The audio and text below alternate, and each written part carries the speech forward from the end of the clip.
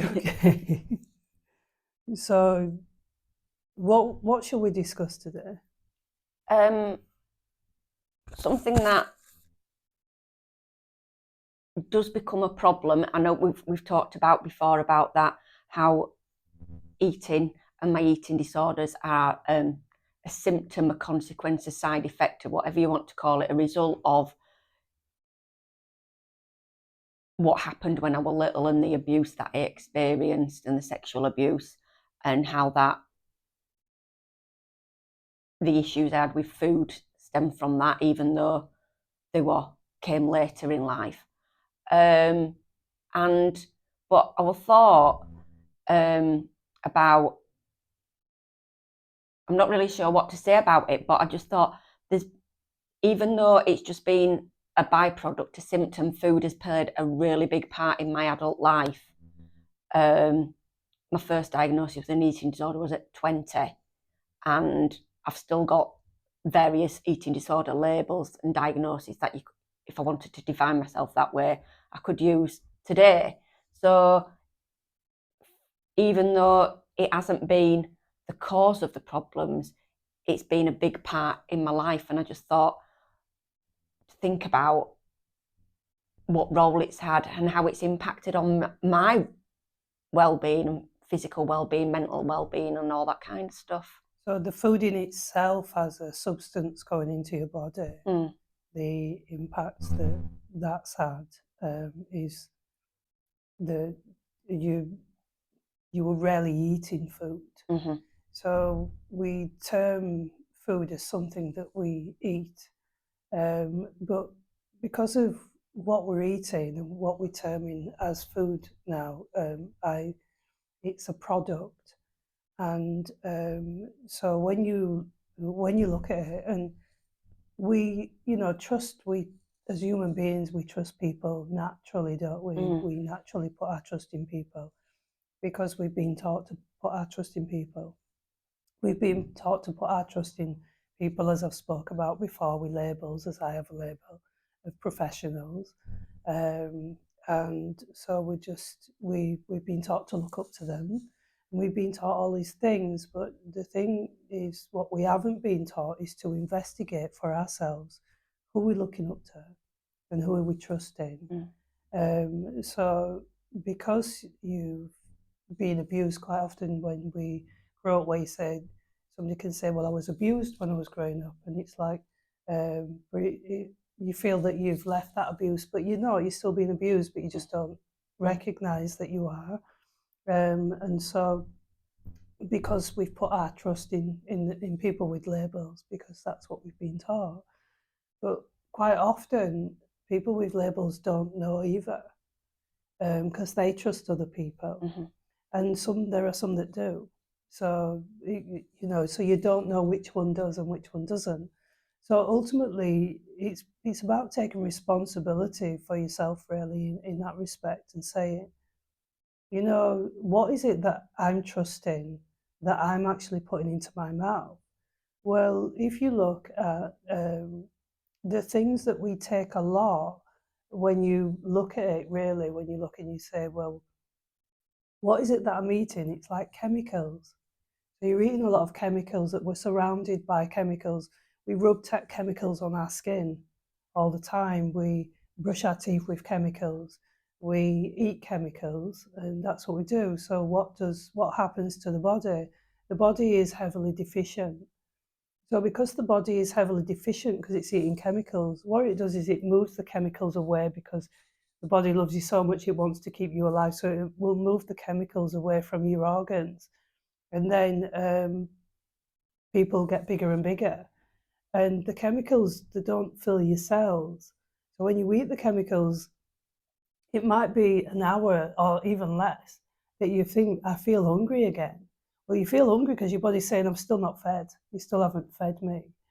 And then you look at, what am I actually feeding? So you might feel full because you've filled the space, but you've actually not fed your cells. And then, with the deficiencies, then that impacts your body. All kinds of deficient, iodine deficient. You can be undernourished, say not drinking enough, dehydrated, not just dehydrated because you're drinking, but actually what are you drinking? Well, you're drinking fluoride, which is a chemical in water. So you're drinking all these things and you're eating all these things. So the body's heavily deficient, number one. And also it's heavily being poisoned by the chemicals that have been added to the food. So the food is majority dead anyway. And so if you looked at your diet, you could see the majority of when you say you look on TV, it's very rare that you'd see a really juicy advertisement about vegetables. You're going to see a juicy advertisement about food with chemicals that really taste good. So it's actually your egoic thinking that's actually feeding your body with what it thinks is nice, what it thinks is okay, but actually is it? And so and that's our trust, that we trust that this is what we, what a bargain that this is on offer, or what a bargain that this is. And it's like, well, is it a bargain? Because you are going to pay the price for eating. I know the big thing about sugar and all these things that are out there, but it's more than that. It's the chemicals that we're being fed, and people sometimes believe that when you eat a vegetable, I think it can be sprayed for 2 hours before. I remember you telling me that it can be sprayed 2 hours before by pesticides, which is Roundup, before you actually eat it. So it's like, then the vegetable's just been damaged. So the best thing is organic vegetables, but in this trust, it's like, why aren't they as readily available in the supermarket as all this other stuff that's in packets? Do you see what I mean? So, and then we've been taught that we don't have time because we're made to work in the factory machine. So we're made to work, so you don't have time to cook, and it's like you don't have time for yourself. So when you think about what side effects does all this have, and you've had lots of the side effects, haven't you? So what side effects have you felt from? So let's do both. So first we'll do the side effects from the eating disorder and how that makes you feel. That's number one. And then just the food itself in general, because that can impact everything. And then when you stopped for a time eating, the non-food or the product, as I say, and then went on to a diet of vegetables. So let's do the first one of the impact of the mainstream food, shall we say? So I've got two extremes examples of, because that's how my eating has been. The first is when I was experiencing anorexia nervosa. So that's when I didn't stop eating, but I cut down. And potentially it does sound healthy because I cut out all those products. I ate vegetables, I ate salad, basically lettuce, cucumber and carrot, and fruit. And that's all I ate. So it does sound particularly healthy, but the quantities were probably less. And that, coupled with all the other behaviours that I were experiencing about increased exercise and things like that, yes, I might, on paper, it looked like I was eating healthily, but the amount I was eating and the quality I was eating and the quantity wasn't there. So I lost a significant amount of weight, which, and in a relatively short space of time, I'm in months sort of things. And the impact that had on me and the body is, it added to my the depression that I was experiencing, the moods, or feeling low, no energy whatsoever. I can remember at one of my lowest, when I was low in weight, standing on the pavement, and a dropped curve seemed too much to do. I couldn't get up there. My dad had to carry me upstairs to bed because I just had no energy. And internally, even though I didn't feel it, internally my organs weren't functioning heart failure, renal failure, kidney failure, dehydration, hypothermia, all those things. My body just couldn't cope with being at such a low weight. When I was on the refeeding program, it was interesting that it was all about getting food in and putting weight on. It wasn't about building a relationship positively with food, knowing what's in your food, or what was being given to you or anything. Hospital food at that time was appalling.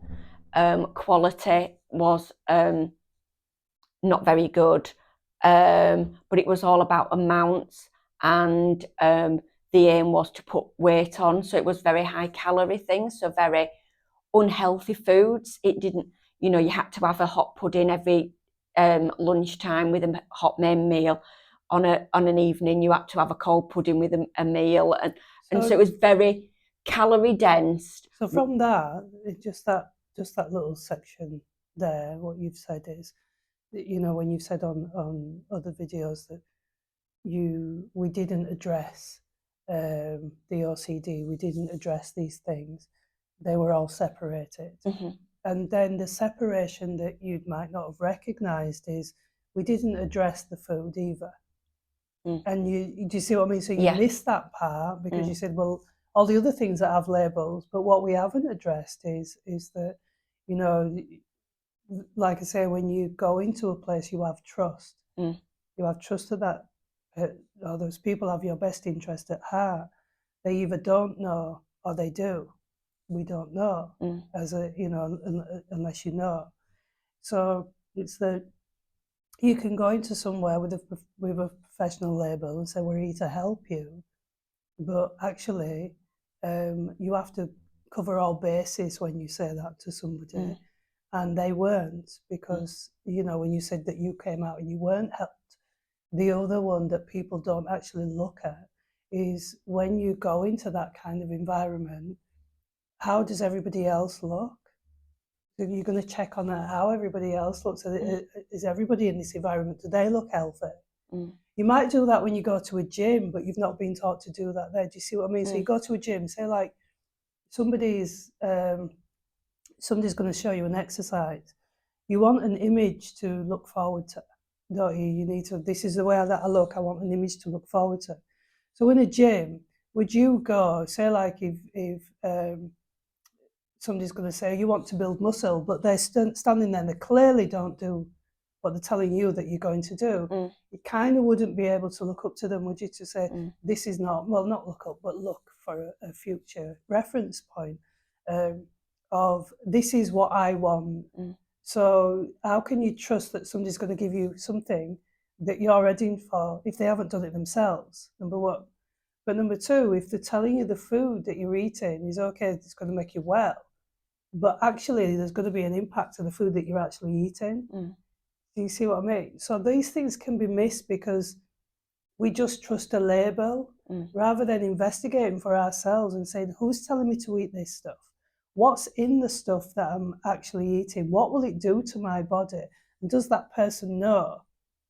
If, can I question them? What's this going to do to my body? What's in it? So because even medication, somebody will give you medication. If you say, if you go to a doctor, you're going to give a medication. Tell me what's in that. Do you know everything that's in it? Do you know every impact that's going to have on all the cells in my body?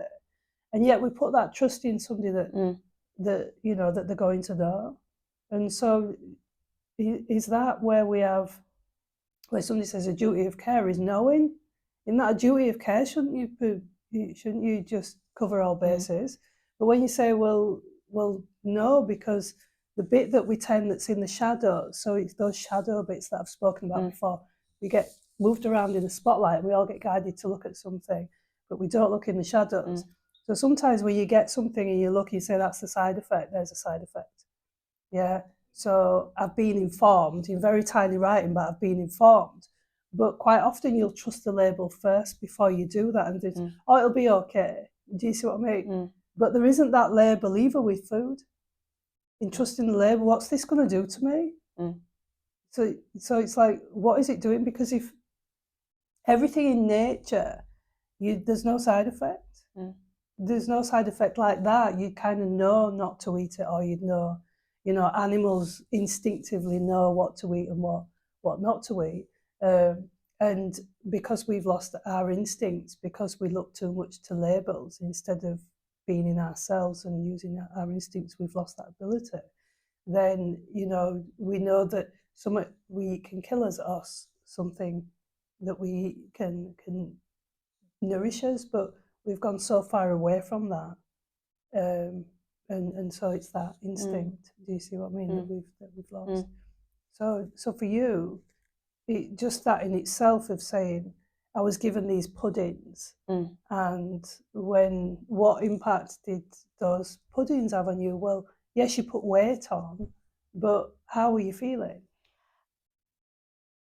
Bad, rough. It, but particularly as well as it sort of like was really, because I'm at that stage I was very much people pleasing, and like you say, a doctor tells me what to do, a nurse tells me what to do. Yes, I'm going to do it. Yes, I'm going to do it regardless. And I wanted to please them, so I would eat what was given to me, regardless of whether it was edible, whether I liked it or not, or anything. What does and then that I mean, edible? Well, some of it were absolutely disgusting. Okay. Like the ice cream had never been near a freezer. It was runny. You could pour it like that. And lemon mousse tasted like soap, and and things like that. That's what I mean. There wasn't any pride in what was given to us, and you couldn't have dislikes and things like that. So you had to eat things that you genuinely didn't like, and that was emotionally really hard, crying because you're eating something you really don't like the taste of. But because I wanted to comply and please them and not get into trouble, I would eat it. And the more you ate, the more you put on weight, the better you were seen as that you're doing it right. When I first went in at very low weight, I started eating what they gave me, and I didn't put weight on for a good few weeks. And I was challenged that, was I making myself sick? Was I doing this? It's like, well, no, I can't help what my body's doing. I'm eating these things, but I'm not putting weight on. And I'm not doing anything. I'm doing as I'm told. But I was like questioned, why isn't your body putting weight on when you're eating this? I don't know. So you're already told, like I've said before, that a human being can't make a human, not that I know of. Although they can grow cells, they can't make a human being from scratch. So because whoever made us knows how to do that, but we don't. And yet I find it an arrogance within itself when somebody can say your body's doing it wrong, because it's an ego arrogance in it. It's the egoic programming. Your body's doing it wrong. It's like, how do you know the body's doing it wrong if you can't make one? So it's what's going on with your body. Why isn't it putting it weight? Because the interesting thing was, I'd been in there 9 weeks and I developed zinc deficiency. So I'd been refeeding, having the nutrients that they were giving me, but yet I got zinc deficiency, and I didn't have it when I was starving before going in. So it's now that makes me question, what was the quality of the food? But what was it, not just was it a product that you were eating? Because these things are, although it's called food because we eat it, ultimately, the way that I see it is food is what grows without a label on. It grows without a packet. It's got a skin on it. It usually comes like that from a tree, or grows from the ground. That's food. But a product is in a packet or a container. Do you see what I mean? So it's got things added to it, and so things added to it that's saying this is good for you, this is healthy. When the things that that are, I mean, ultimately, we do really know what to eat, but because if you ask in the egoic program, if everybody will have a different opinion about what to eat, but there's just one opinion. when it comes to things that grow from the ground or from a tree. It's just eat that. But we've been told many stories about food that it's hard to believe which one's true. So you can only gauge your body, can't you, if the way they feel, like you're saying, well, there was something in, as I said, that if you don't eat the things that nature gave you, you're going to have a deficiency. And you said, well, I was eating to get well. But what were you getting well then, do you think? I was putting weight on.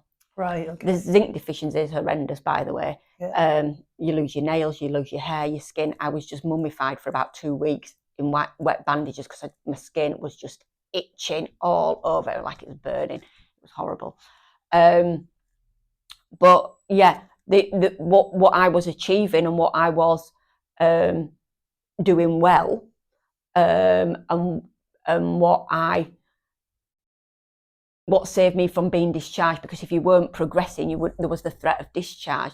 So it saved me from discharge was that I was increasing my weight, I was compliant with the food regime, and I was eating extra as well than what they said, because I just wanted to get out of there.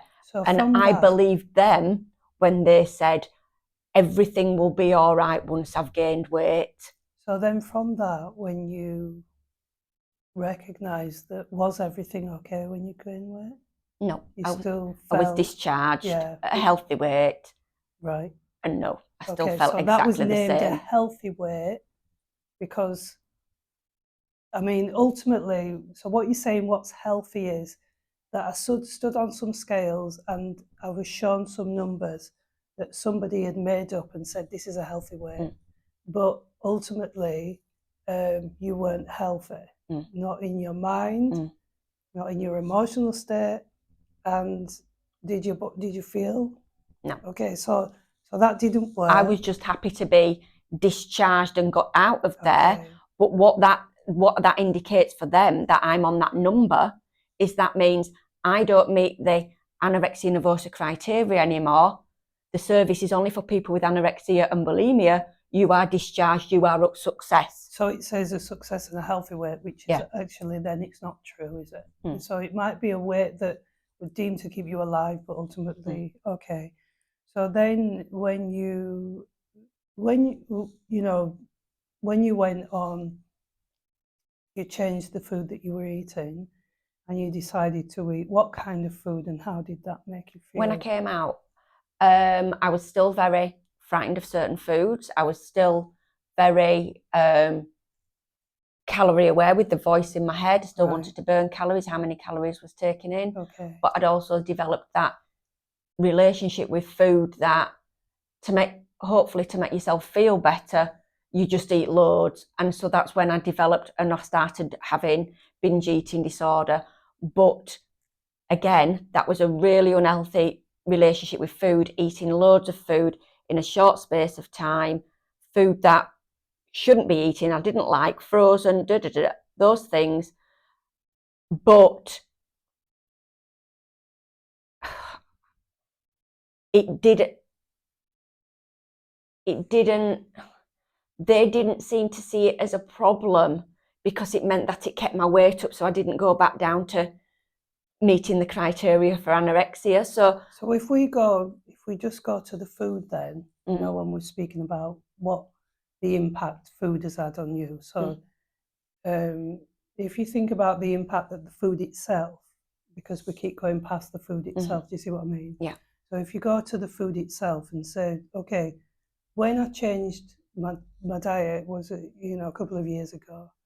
A couple of years ago, you changed the things that you ate. Yeah. Yeah. And so the things that you ate became more, you changed the food then to more healthier food. Yeah. Okay.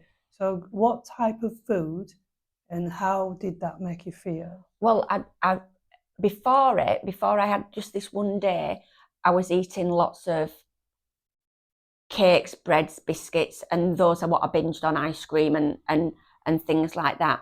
And then one day, and I don't know why, it was after a conversation with you, but I don't know what the difference was and I don't know what happened. But one day, for I think it was about 6 weeks, I didn't eat any of those things, and I just ate things that were fruit, vegetables, and organic meat. So I cut out on, I'd lived my life on eating things that I knew the calories in, packet food, because I could easily add up the calories and things like that.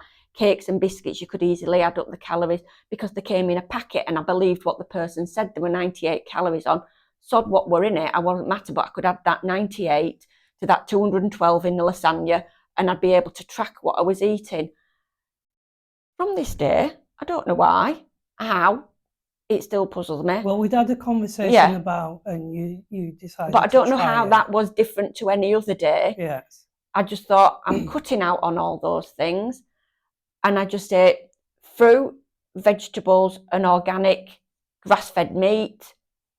No breads, no nothing. The only chemically thing that I still carried on drinking was fizzy pop, but I did start introducing water, and the change was really, I think other people noticed it more than I did. Yeah, because the times that we'd seen each other, your eyes were grey. And then it was after a couple of weeks of you being on that diet, you had the most amazing blue eyes. Your skin had improved, your hair had improved, and for you inside, what did that make you feel like? Because of that, it was like you said, you were tracking calories. Well, it's like an animal, you know, that they can graze all day on this food. And because when your cells are full, it will tell you it's full, so you think, I'm not going to be full, but actually you're filling your cells, number one. Deficiencies are less because you're getting the right deficiencies in. And, you know, the food's just going to go straight through you. It's going to come, you know, your body doesn't need to, it knows what to do with it. It knows, you know, the food will come in and say, where do you want me?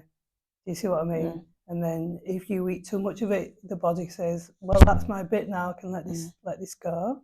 Yeah, but with the other things, it's not going to say where you want me. It's just going to go in there and do what it does, do the damage that it does. So for you, how did it feel inside? I felt,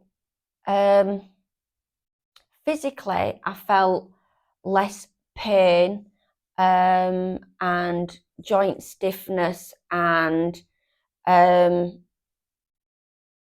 throughout my adult life I've been experiencing weakness and joint weakness and pain related to do with whatever label you want to give it, chronic fatigue, fibromyalgia, those things.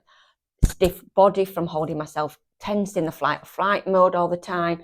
It really, just all the joint aches and pains and weaknesses that I had and stuff, they went.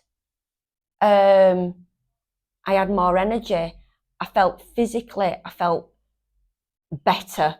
I felt, I didn't feel as lethargic.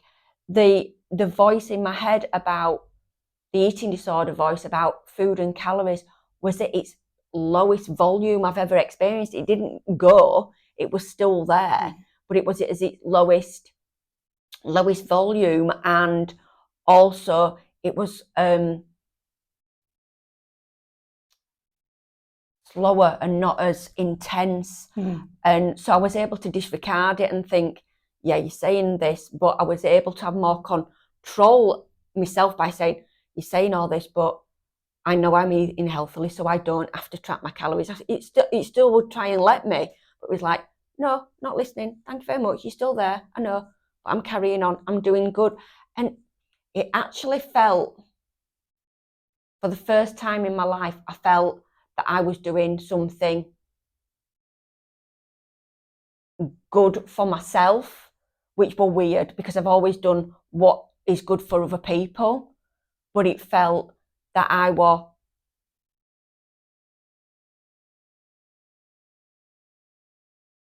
doing something for me.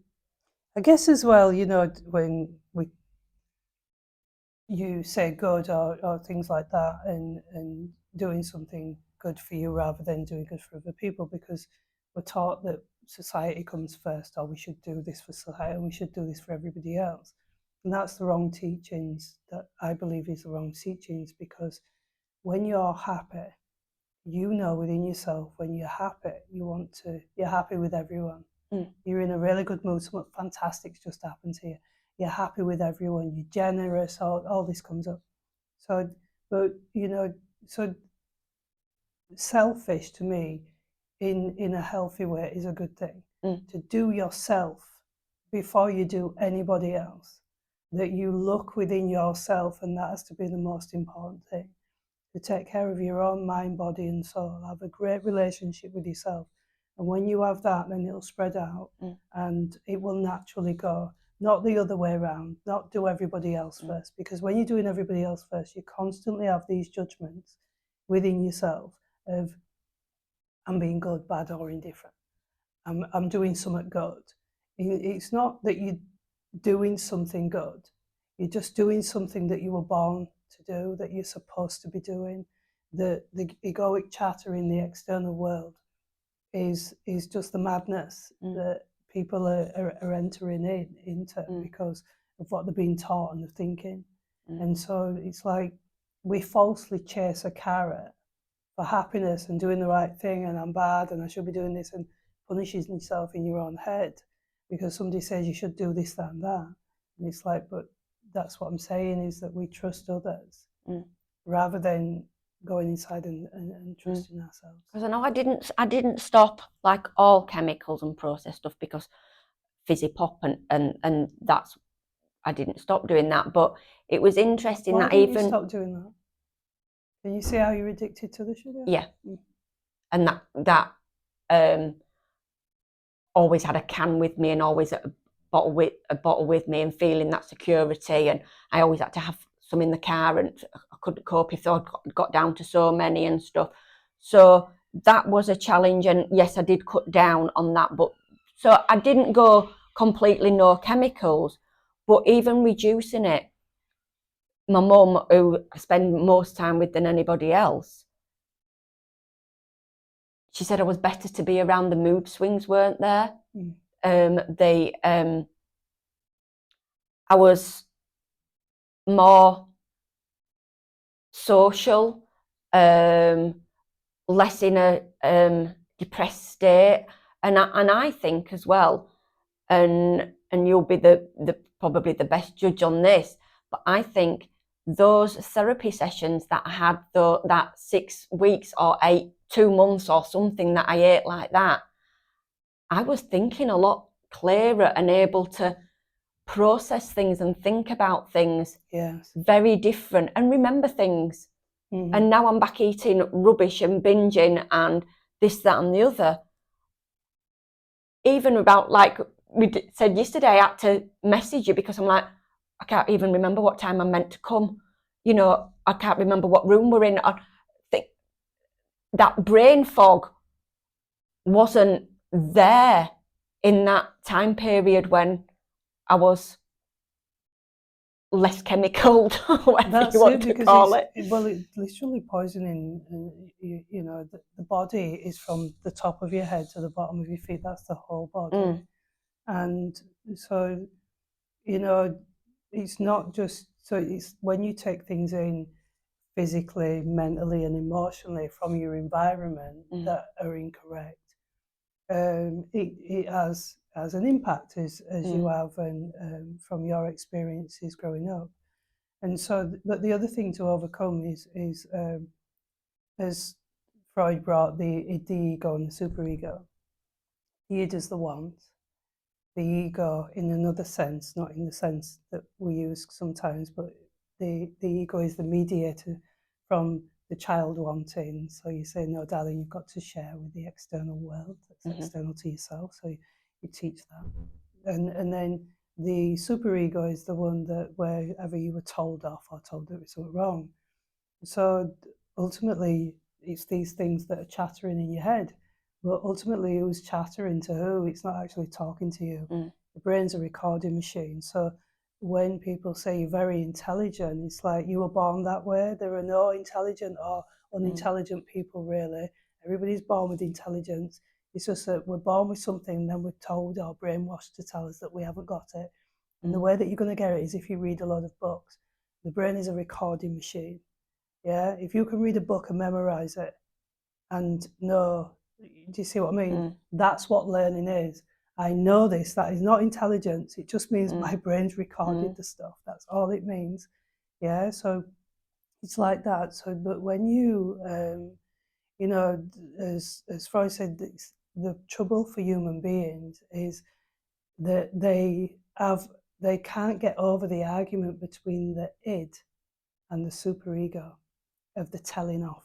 The telling off is the voice where somebody actually told you off when you were young, or you were told that's bad, or that's that, and then you get all these feelings of shame and everything else. And that's what was recording, and that's what you're feeling. But are you really? No, you're not. You're not. You're none of those things. And that's what the problem is, or it's what deemed as ill health or insanity, as they used to say, is the argument between the want and the telling off.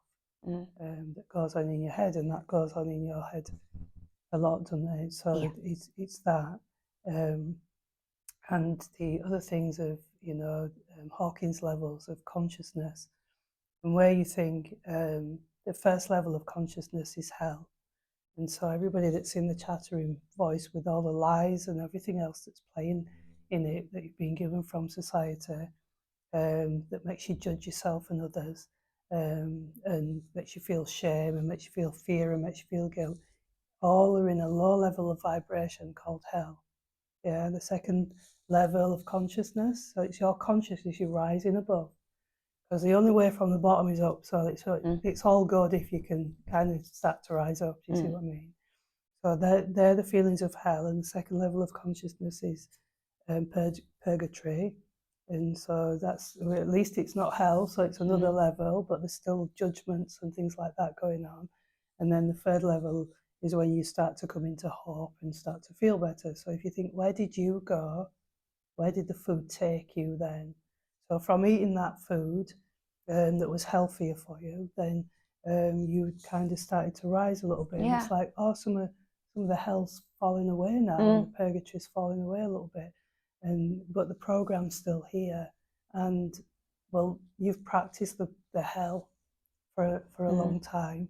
So of course you're going to keep jumping in and out, and that can take quite a long time for you to.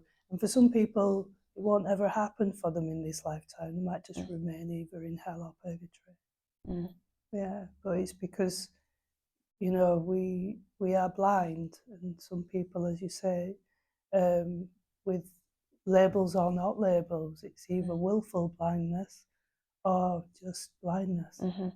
Yeah, and I think because I'm speaking from my experience, I can see it. It's not something that I've read in a book or something's told you. I can see, and I can think when I was eating less chemicals and processed food and stuff like that, yes, I did have bluer eyes. My hair, my nails and everything was stronger. I was less aches and pains.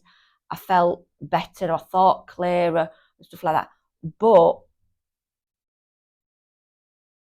the depression and the hopelessness and the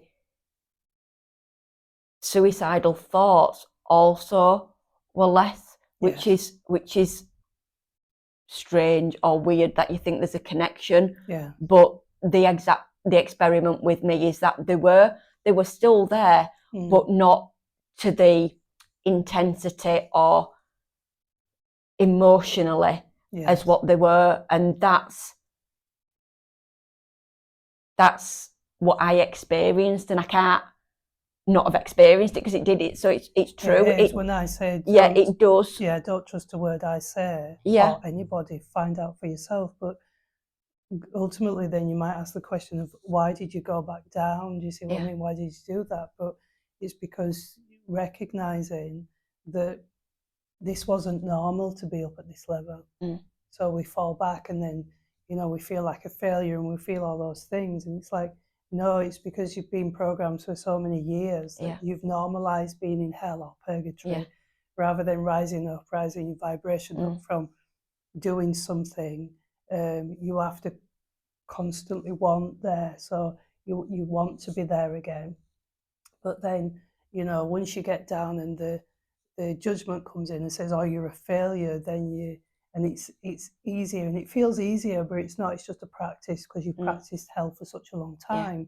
You're so used to it, you've normalized it, and then some people say, oh well, that's not for me, or I'm not good enough to be there, and then all the punishments start again, because that's what hell is. It's and I think that going up that level for me, like you've said, it's just made me think now that was completely an alien concept for me. It's hard to trust it, and a very and a very felt very unreal, and felt very, even though I felt that, it felt very uncomfortable. And it was like, it's like when you go on a holiday, it's nice when you're away, but you're just dying to get back to your normal. And it was like, when can I go back